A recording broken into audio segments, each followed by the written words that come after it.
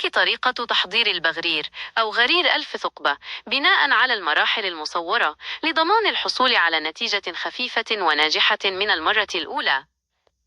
المقادير: المرحلة 1. 2 كوب سميد ناعم رقيق. 1 كوب طحين. فرينة. 1 ملعقة كبيرة خميرة خبز. 1 ملعقة كبيرة سكر. 1 كيس خميرة حلويات. بيكنج باودر 10 غرام. رشة ملح. 4 أكواب ماء دافئ ليس ساخنا جدا لكي لا يفسد مفعول الخميرة. خطوات التحضير: 2. الخلط ميكسينج. في وعاء عميق، اخلط المكونات الجافة أولا، ثم أضف الماء الدافئ تدريجيا. استخدم الخلاط الكهربائي أو البرا ميكسر لمدة 5 دقائق كاملة حتى تظهر فقاعات على السطح ويصبح الخليط ناعما تماما وبدون تكتلات. 3. التخمير Fermentation.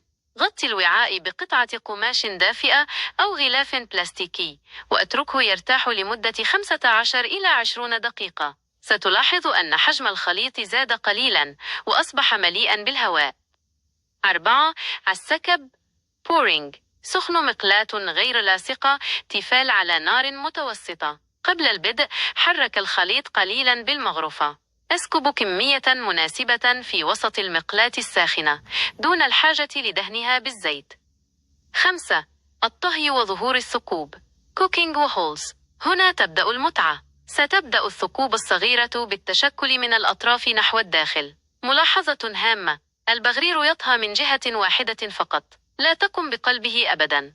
انزعه عندما يجف السطح تماما وتختفي آثار العجين السائل. 6. التقديم Serving. بمجرد نضج الحبات ضعها على قطعة قماش نظيفة، لا تضعها فوق بعضها وهي ساخنة لكي لا تلتصق. قدمها وهي دافئة مدهونة بالزبدة المذابة والعسل أو بزيت الزيتون والسكر حسب الرغبة. نصيحة إضافية: إذا وجدت أن الثقوب لا تتشكل جيدا، قد يكون الخليط ثقيلا جدا، أضف القليل من الماء الدافئ وأعد الخلط لثوان. بالهناء والشفاء.